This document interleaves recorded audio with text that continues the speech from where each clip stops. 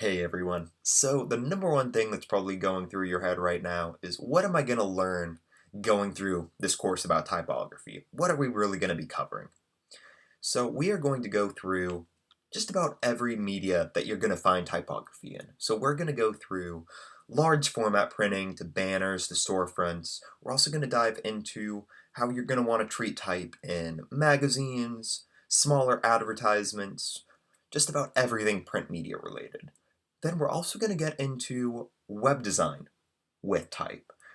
Two completely different rule sets, two completely different avenues to take type in, and you're going to want to treat things differently. So we're going to cover the differences, we're going to cover the best practices in all of those circumstances. We're also going to dive into things like just the basic anatomy of type, your basic typographic understanding, being able to spot what a point size is from across the street or in a letter that's in your hand.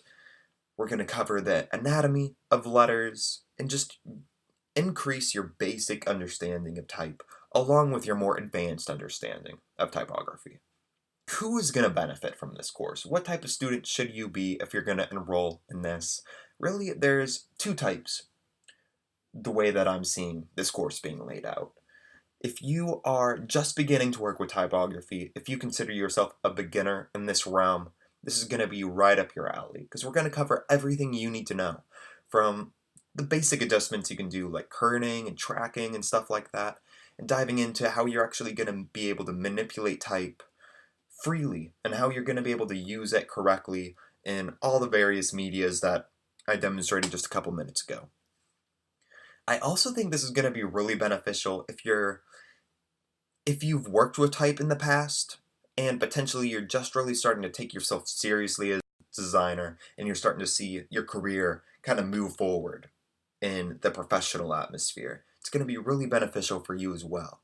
Because from my experience working as a freelancer, I'm going to be covering a lot of things about how you're going to want to treat type in a professional atmosphere, and how you're going to want to talk with your clients about typography, about their choices, as well as your design team. So from that perspective, you're going to learn a lot as well. So I will say you're going to benefit from this being a novice or a beginner working with type, as well as someone who already has their foot in the ground and is really beginning to take themselves seriously as a professional designer.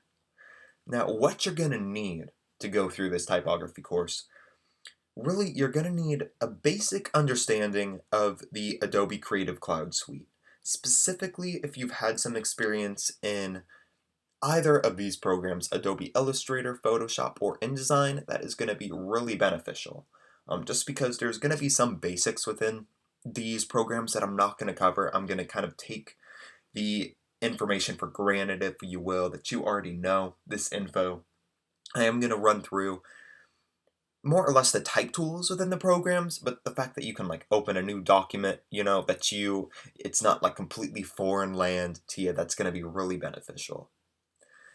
And what you're going to receive from this course by the time it's all said and done. So besides just a far more thorough understanding of what type of typography you're going to want to use in particular circumstances, like large format printing, small format printing, web development, all of those things, you're going to just have an instant recognition of, okay, I'm going to use a sans serif typeface at this point size.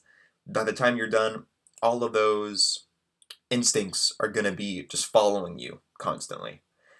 So what's going to be the end result of this course? What are you going to walk away with? Where is this knowledge going to be able to take you?